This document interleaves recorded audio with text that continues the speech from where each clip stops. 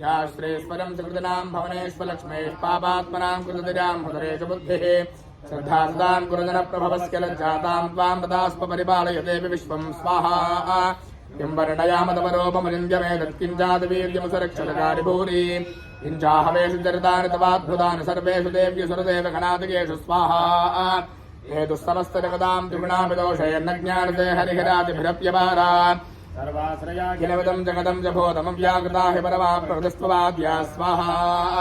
यस्याः समस्तु सुरदा समुदीरणेन तृप्तिं प्रयात सकलेषु मखेषु देवी स्वाहा शिवे पितृगणस्य हेतुरुच्चारसे त्वमतएव धनैस्वधातु स्वाहा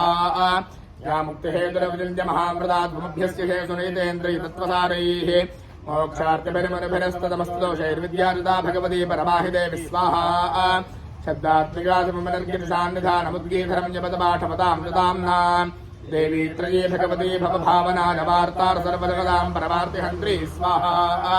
मेधासु देवी विदिताखिलशास्त्रसारा दुर्गार्जुदुर्गभवसागिरणोरसङ्गा श्रीकैटभारहृदरेककृताधिवासा गौरी त्वमेव दिशमौलिकृतप्रतिष्ठा स्वाहा ईषत्सहातमवलम्